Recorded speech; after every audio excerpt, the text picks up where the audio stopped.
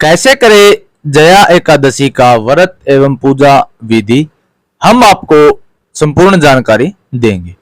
दोस्तों, आप वीडियो के साथ अंत तक बने रहे। अगर आप यह व्रत करना चाहते हैं तो आप वीडियो को अंत तक देखें। शास्त्रों के अनुसार जया एकादशी का व्रत रखने से हर तरह के पापों का नाश हो जाता है और इसी कथा को सुनने मात्र से ही अश्वमेध यज्ञ के बराबर का फल प्राप्त होता है। जया एकादशी का व्रत 23 अगस्त 2022 मंगलवार को इस एकादशी का व्रत रखा जाएगा। तो जानते हैं व्रत रखने का पूजा और उसको करने की सरल विधि। एकादशी के बारे में मान्यता है कि इस दिन व्रत करने से मनुष्य ब्रह्म हत्या आदि पापों से छूटकर मोक्ष को प्राप्त होता है और इसके प्रभाव से भूत पिशाच तथा जो भी बुरी योनियां है पाप आदि से मुक्त हो जाता है। यह एकादशी 1000 वर्ष तक स्वर्ग में वास करने का फल देती है। इस एकादशी व्रत पर विधि विधान से पूजन करने से मनुष्य में खुशहाली आती है और हिंदू धर्म शास्त्रों के अनुसार जो ये व्रत रखा जाता है इसके पीछे एक कहानी बताई गई है कि इस कारण से ये व्रत रखा जाता है। हम आपको वो बात, एक बार इंद्रलोक की अप्सरा को श्राप के कारण पिशाच योनि में जन्म लेना पड़ा। तब उससे मुक्ति के लिए उसने जया एकादशी का व्रत किया। तब उसे भगवान विष्णु की कृपा से पिशाच योनि से मुक्ति मिली तथा इंद्रलोक में स्थान प्राप्त हो गया था। एकादशी व्रत तथा पूजा विधि में रखी जाने वाली सावधानियां। पूजा विधि: एकादशी के दिन ब्रह्म मुहूर्त में उठकर स्नान आदि से निवृत्त होकर स्वच्छ वस्त्र धारण करके श्री विष्णु का ध्यान करें। तत्पश्चात व्रत का संकल्प ले। फिर घर के मंदिर में एक चौके पर लाल कपड़ा बिछाए और भगवान विष्णु की प्रतिमा स्थापित करे। एक लोटे में गंगा जल लेकर उसमें तिल, रोली और अक्षत मिलाए। अब इस लोटे से जल की कुछ बूंदे चारों ओर छिड़के, फिर इसे लोटे से घट स्नान करें। अब भगवान विष्णु को धूप दीप दिखाकर उन्हें पुष्प अर्पित करें। जब एकादशी की कथा का पाठ पढ़े अथवा सुने, शुद्ध घी का दिया जलाए तथा भगवान विष्णु की आरती करे। उसके पश्चात श्री हरि विष्णु जी को तुलसी दल और तिल का भोग लगाए। विष्णु सहस्त्र नाम का पाठ करे। शाम के समय भगवान विष्णु जी की पूजा करके फलहार करे। अगले दिन द्वादशी तिथि को योग ब्राह्मण को भोजन करा के दान दक्षिणा दे। इसके बाद आप स्वयं भोजन ग्रहण करें और व्रत का पारण करें। उपाय: धार्मिक शास्त्रों के अनुसार एकादशी के दिन व्रत और उपवास रखने का बहुत महत्व है। इस दिन श्री हरि विष्णु जी की पूजा करने से हर मनोकामना पूर्ण होती है। एकादशी के दिन तुलसी युक्त खीर भगवान विष्णु को अर्पित करें।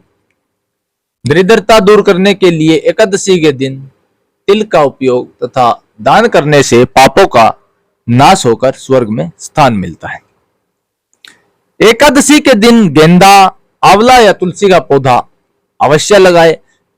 यह बहुत ही शुभ माना जाता है। इसको आप अपने घर में भी लगा सकते हैं या फिर कहीं मंदिर में भी आप इसको स्थापित कर सकते हैं। एकादशी के दिन असहाय लोगों की मदद करें तथा कुछ न कुछ दान अवश्य दें। एकादशी के दिन अपने घर में पीली ध्वजा अवश्य फहराए। जहां पर आपका मेन गेट होता है वहां पर आप पीले रंग की ध्वजा अवश्य फैलाए। यह व्रत आरोग्य, सुखी दाम्पत्य जीवन तथा शांति देने वाला माना गया है। अतः इस दिन सच्चे मन से उपवास रखकर श्री विष्णु का ध्यान करना चाहिए।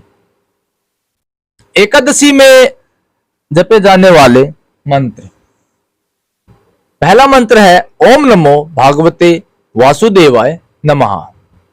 दूसरा मंत्र है ओम हुम विष्णवे नमः।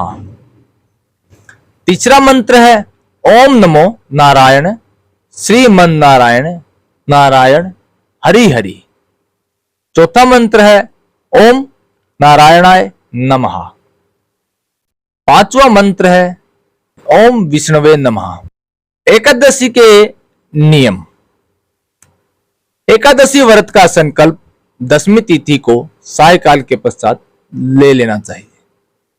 एकादशी व्रत से एक दिन पूर्व ही तुलसी के पत्ते तोड़कर रख लेना चाहिए। इसको उचित माना गया है क्योंकि एकादशी के दिन तुलसी के पत्ते तोड़ने से दोष लगता है। एकादशी के प्रातःकाल स्नान आदि से निवृत्त होकर व्रत एवं श्री विष्णु पूजा का संकल्प लेकर विधि पूर्वक पूजन करना चाहिए। हिंदू पंचांग के अनुसार प्रतिवर्ष माघ महीने के शुक्ल में जया एकादशी आती है, अतः इस दिन उपवास रखकर धूप दीप नैवेद्य आदि से श्री हरि का पूजन करने का नियम है।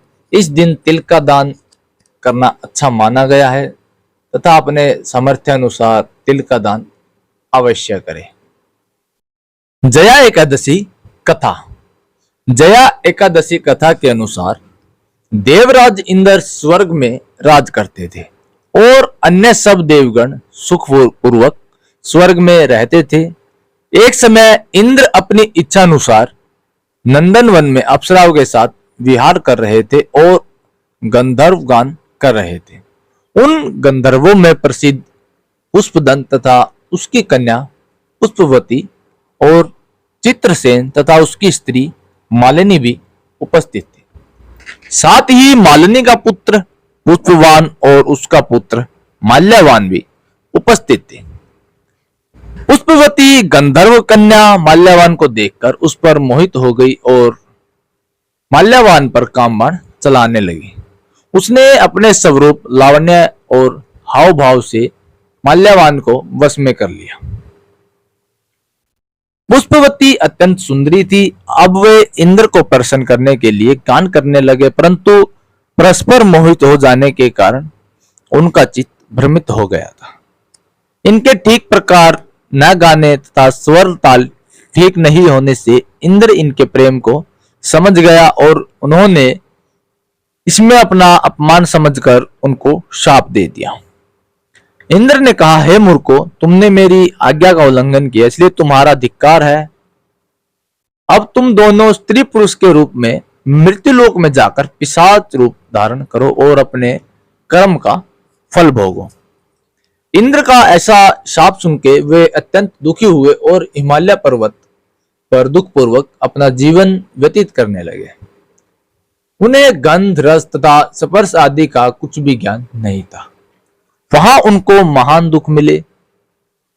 उन्हें एक क्षण के लिए भी निंद्रा नहीं आती थी। उस जगह अत्यंत शीत था, इससे उनके रोंगटे खड़े रहते और मारे शीत के दांत बजते रहते। एक दिन पिशाच ने अपनी स्त्री से कहा कि पिछले जन्म में हमने ऐसा कौन से पाप किए थे जिससे हमें यह दुखदायी पिशाच योनि प्राप्त हुई है। इस पिशाच योनि से तो नरक के दुख सहना ही उत्तम है। अंत में हमें इस अब किसी प्रकार का पाप नहीं करना चाहिए। इस पर विचार करते हुए वे अपने दिन व्यतीत कर रहे थे।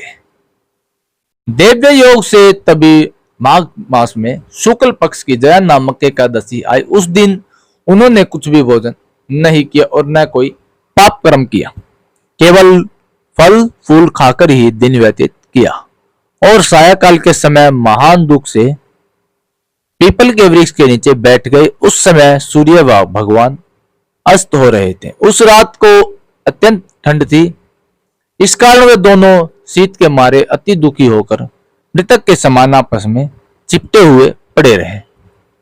उस रात्रि को उनको निंद्रा भी नहीं आई। जया एकादशी के उपवास और रात्रि के जागरण से दूसरे दिन प्रभात होते ही उनकी पिशाच योनि छूट गई।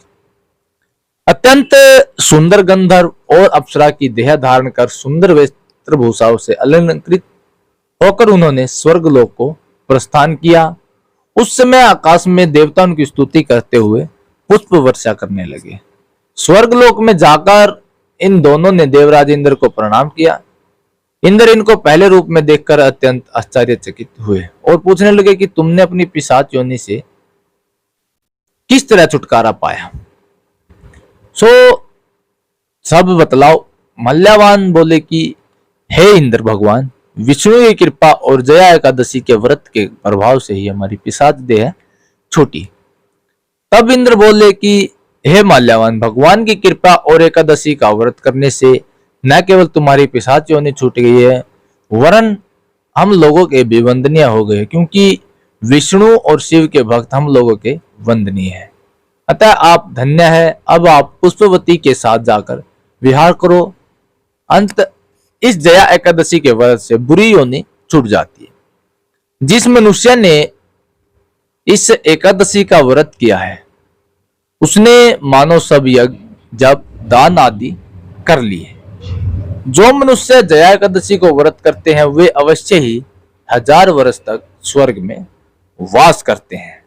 तो दोस्तों, आप भी अपने परिवार के सभी सदस्यों को इस जया एकादशी के कथा का गुणगान करें, उनको स्मरण करें और भगवान नारायण की असीम कृपा के भागीदारी बने, अपने सभी दुष्कर्मों से छुटकारा पाए, सहकर्म करे, कोई भी गलत कार्य ना करे, ना उनका साथ दे। और अगर आपको हमारे द्वारा दी गई जानकारी अच्छी लगी है तो आप हमारे चैनल को सब्सक्राइब करें, वीडियो को लाइक करके सब्सक्राइब।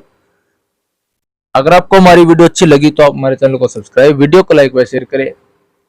और ऐसी ही वीडियो को देखने के लिए आप हमारे चैनल के साथ बने रहे। हम ऐसी ही जानकारी आपके लिए लेकर आते रहते हैं समय समय पर। अगर आपका कोई सवाल है तो आप हमें कमेंट बॉक्स में पूछ सकते हैं।